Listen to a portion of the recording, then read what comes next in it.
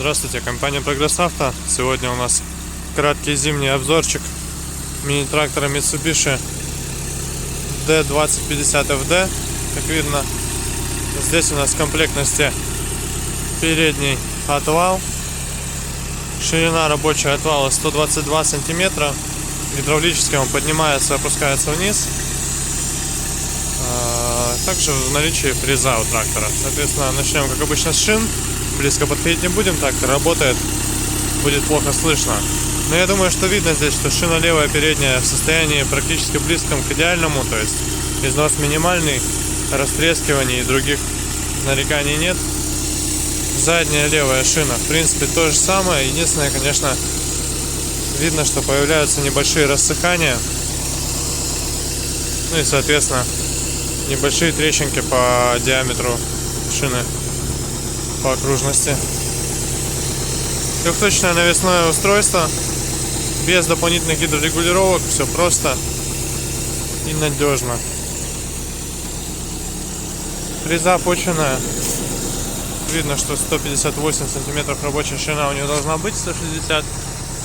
Состояние ножей. Остаток еще хороший, достаточно, и работать будет долго. Шина задняя правая, аналогичное состояние левой стороне. То есть это минимальный износ, но при этом небольшие рассыхания и растрескивания.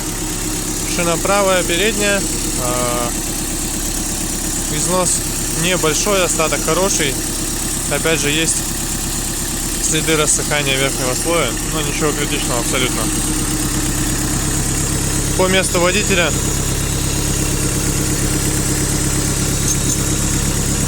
Здесь у нас регулировка положения фрезы, регулировка положения гидравлического отвала, отключаемый полный привод, рычаги переключения вала сбора мощности и основной коробки переключения передач. Ну и, соответственно,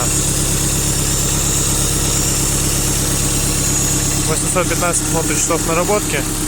Ну и сам трактор, я думаю, отлично слышно, как работает ровно.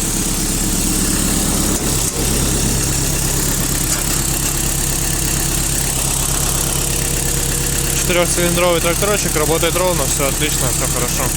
Поэтому сейчас погоним его на место. Ну а вас пригласим к нам, дабы посмотреть уже вживую. Ну и, соответственно, я думаю, что для тех, кому будет нужен тракторочек бюджетный с отвалом, с хорошей мощностью, полноприводный, отлично подойдет этот трактор. Поэтому приезжайте, будем рады его показать. Прогресс Авто, всего доброго, до свидания.